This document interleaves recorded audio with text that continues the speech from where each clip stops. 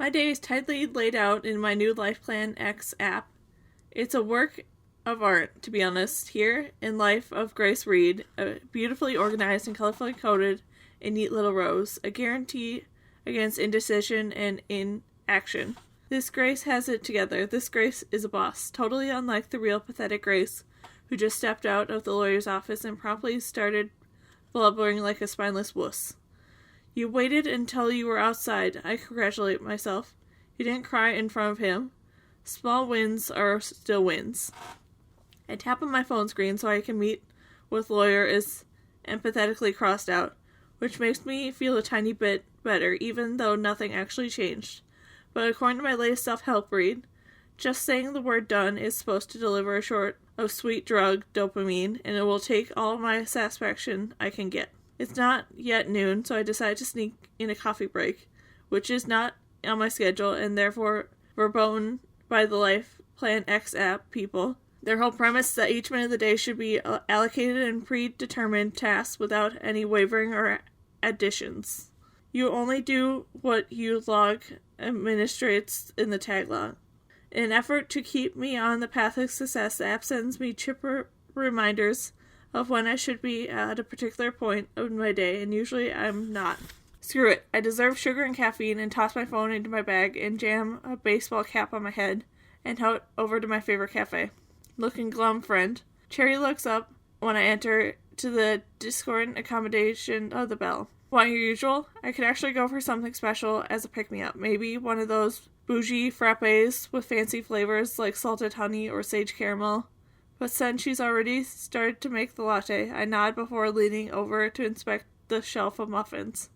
I need chocolate too. Oh, we're at the chocolate levels of glumness. She wrinkles her nose. Sorry, babe. Lonnie looks at the last one for her kids. When Lonnie sees me look over, she gives me a friendly wave, so I hastily attempt to morph into involuntary death stare, into a much rhetorical smile. I don't succeed in time. Her eyes blind when she unconsciously leans against her wife, as if seeking protection against my disproportionate muffin wrath. Her wife wraps a loving arm around Lonnie's shoulders, and I suddenly feel stupid for thinking that baked goods would make me feel better. Can't be that bad, says Cherry, cleaning the espresso machine with a cloth. Then she frowns. I'll have to stop saying that. She scolds herself. It can totally be that bad. You might have a broken heart. You might have received terrible diagnosis. You might have been catfished or lost your true love or witnessed an accident. She paused as if considering the vast opportunities of sadness the world has to offer, and then shakes her head. It's none of those things, but it's still pretty awful. 38 minutes ago, I took my courage in hand and gave Fred, the employment lawyer, several $100 to tell me exactly what I suspected. I didn't have any proof that my boss Todd was a fucking sexual predator, and without proof, I had no case. Have you gone to HR department? He asked after I'd outlined my situation. No, why would I have bothered when I already knew they wouldn't believe me? Fred looked at me over his bifocals. That's usually the first step unless you fear retaliation. I do. Todd is meticulous, and I don't want to take the risk of having more of his nastiness and spite focused on me. Did you tell anyone at all? No. He nodded, and then we need proof, emails, voice recordings, witnesses. He's smart about it. I sat stiffly in the chair, humiliated at having to tell another human being about how I'd let this level of harassment happen to me. I'd had so much on my plate that at first it was easier to just simply ignore Todd's behavior and tell myself it wasn't that big of a deal. Then you need to be smarter. That's not fair. No, he agreed. It's not how the law works. Once you get me that proof, we can nail his sorry ass to the wall. Can you quit? Not an option, not right now. I can't jeopardize my employment, and so far I haven't been able to find a new job. I let out a long sigh. Definitely not problems that could be solved by a chocolate muffin. I'll take the Bluebell Blueberry Bomberia, I tell Sherry, directing my attention to the decision I can control. Is vegan and bran more of a revealing punk sweet treat. But thanks to Lenny's selfish toddler, it's the only muffin left except for the cardamom squash. which is also bran. As I mentally resigned myself to a healthy dose of insoluble fiber, a blinding flash of light explodes to my left. Stars dance in my eyes for several seconds, and I slowly fade away to reveal a small man wearing a pink pleather-esque trench coat and a trilby hat. Smile beautifully. I automatically obey with a reflex grin that falls off right away. Because what the fuck? He takes another picture, then a tsunami of clicks wash over me as his camera snapped and the flash pings in rapid succession. I squeeze my eyes shut and throw up my arms, holding the muffin in front of my face as protection. Sherry chucks her dirty dishcloth at the photographer, who yelps indignantly when he lands a smack on his chest and covering his raincoat with a coffee grounds. Yo, Ansel Adams, get the hell out of my store and stop hounding my customers. You're trespassing. He opens his mouth to argue, and she threateningly grasps a pot of freshly brewed coffee and leans over the counter as if daring him to mouth off. With an angry shrug, he blows me a kiss and saunters out. I turn to Sherry. Ansel Adams? She puts down the pot and hands over my latte with a half-turned smile. Couldn't think of another photographer. Ansel Adams did landscapes, didn't he? Not people? Like I said, I couldn't think of another one. Also, that's very judgmental talk coming from a woman who used a muffin as a shield. I bristle. He surprised me. Right. Safe in her victory, Sherry completely puts her magnetic curls. What was that even about? You caught up in some naughty scandal? Deeply skeptical, I check my phone. The only alert in my notifications from Life Plan X. About a second load of laundry that I should be doing. Nope. Huh. Must have mistaken you for someone else. Makes sense. There's a lot of filming going on in Toronto. Speaking, did I tell you I saw Keanu Reeves last week? She wiped the corner with a passionate stroke. What in God? There's no one else as gorgeous as him around here. Sherry, it's Lonnie, who's packing up the little Lonniette, in her stroller as her wife tidies up the table. Outside, she points. We look at the front window. Shit, I say. There are two of them. Inspector turned paparazzo, Klutzo, who has a buddy standing with him outside the cafe. They're both sporting serious, intense cameras around their necks and gesturing widely. Quick, go out the back way, Sherry advises with a hiss. This is bizarre and not on my to-do list. I hesitate, wondering who on earth they think I am. Before I duck into the small hall and sneak out, feeling pleasantly important, a buzz of acting like a celebrity lasts until I step right into the oil-slicked puddle and smell like rancid pee. Damn it. There's a patch of grass at the end of the alley. I'll have to walk over and wipe my shoe. Once reasonably clean, I sip my latte and decide what to do. I faked being sick to get out of work so I could meet the lawyer, which means there's no need to go to the office. That I'm Todd-free for the rest of the day, lighting my mood. I tap on my phone to the Life Plan X app. According to my schedule, I'm due to go home and spend some time doing chores. Plan the work and plan. That's the saying. I wish it was always that easy, though.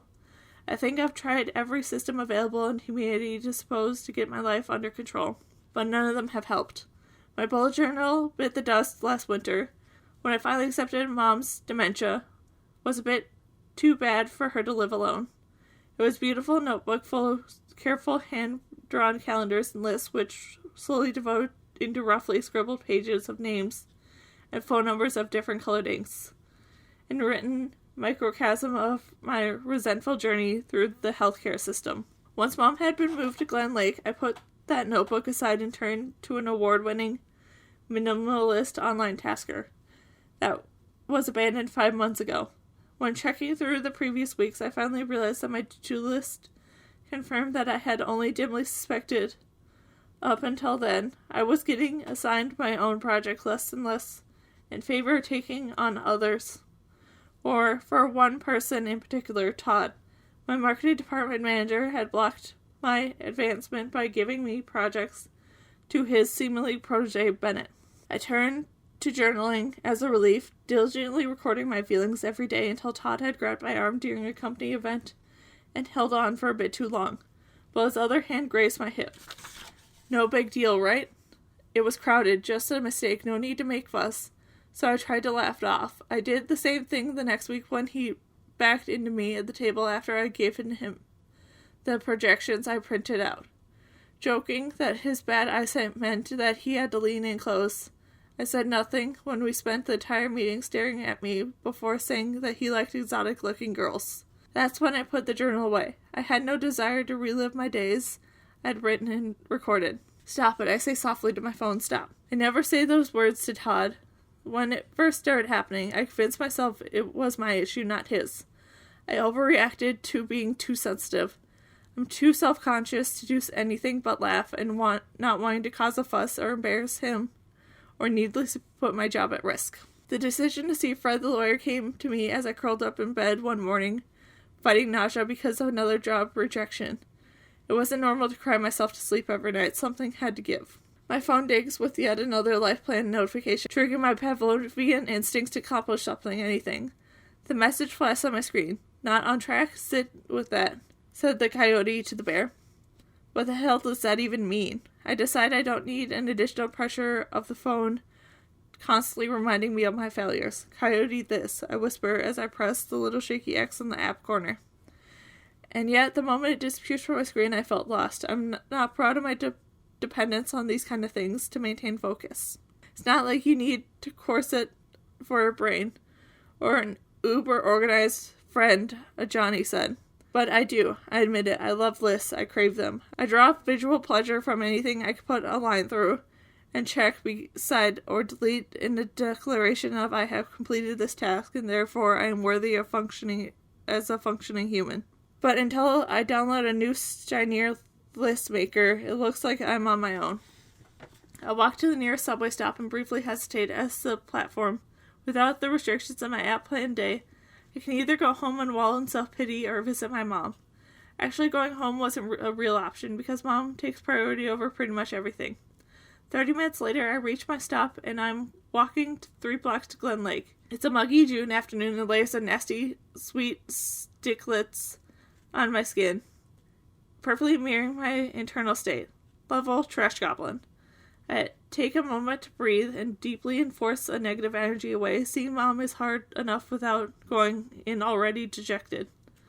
You can do this. I give myself a mini prep talk before pressing the intercom button to the main entrance. After all, it's not like I'm the one who has to live here. I only have 2 jobs. To pay for Agatha Wu Reed's single room and to look cheerful when I visit. The door opens, but I linger at the threshold like a vampire waiting for an invitation. An older woman walks out, and I step out of her way and quickly apologize, immediately regretting it because I did nothing to be sorry for. It's a bad habit that has become an automatic reflection. She follows by an elderly gentleman who reaches for her hand and lovingly tugs it up against his chest. I try to suppress the hungry look I know comes into my eyes when I stare at their entwined fingers, because no one wants to broadcast their loneliness to others. It's not like I'm lonesome and all the time, or pining for Prince Charming, but sometimes there's a part of me, maybe 20%, that wants that kind of connection so badly it hurts. That 80% is more sensible. I have too much on my plate to be thinking about relationships right now.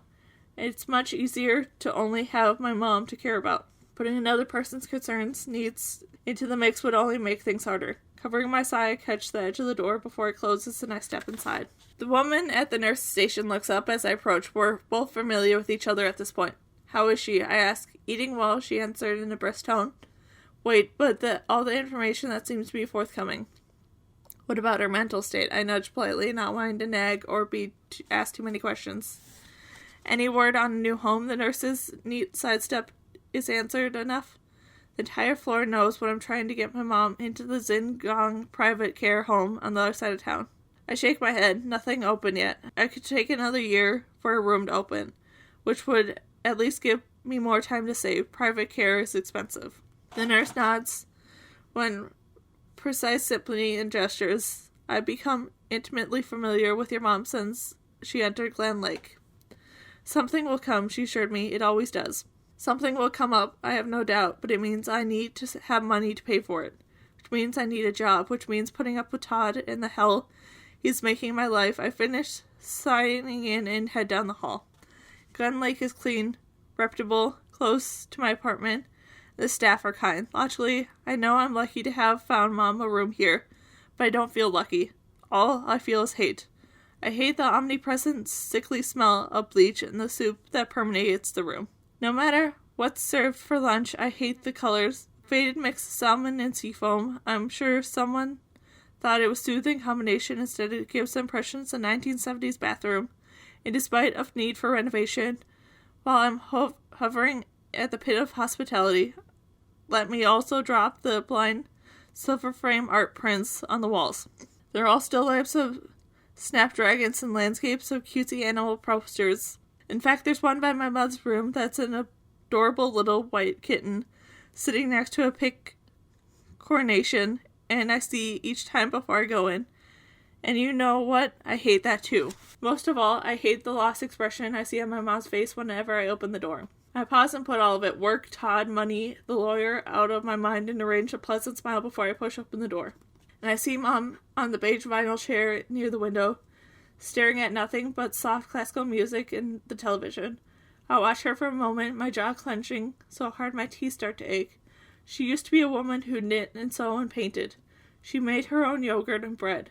She did aerobics back when people, unironically, wore leotards with the elastic belts and matching leg warmers, and it hurt to see her so inactive. She turns to me, light from the window, holding her expression. Ni hao. The Mandarin greeting means she's not with me in the present, but back in the past where I can't follow her. I do my best to keep bright. Only a few words that were enough to answer her. Han hao ni ni. My mom has been in Canada for over 30 years, but still speaks English with an accent. When I was younger, I didn't notice. It was my mom's voice, no more, no less. But how she speaks, then up and down in her tone, then becomes the pronouns. Over the last years, the doctor says it's my imagination, but I think it's because she's back in China, so often in her thoughts. Her earlier life there is a mystery to me. She rarely spoke of it, wanting always to look to the now and future. She refused to speak Mandarin to me at home, insisting it was better to fit in and accept where we are rather than where we'd been. The past is dead, she would tell me when I asked. We can't be changed, leave it in the memory. I prepare for another frustrating visit when I do my best to pretend I understand what she's saying.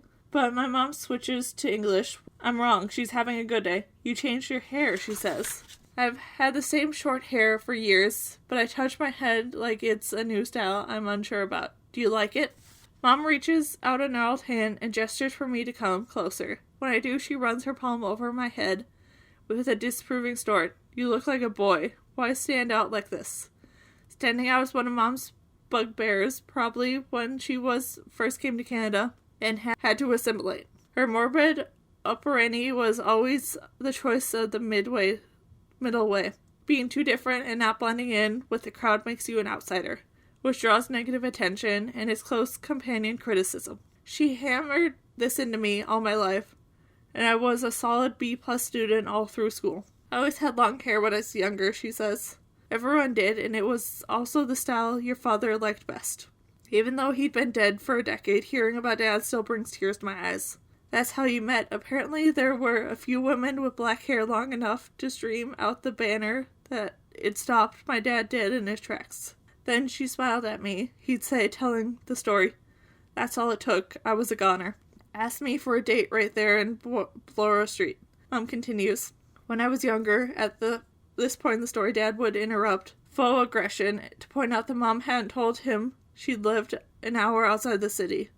I never would have offered to drive her home if I'd known, he said jokingly, scooping up the little bear hug and made her squeal and laugh every time.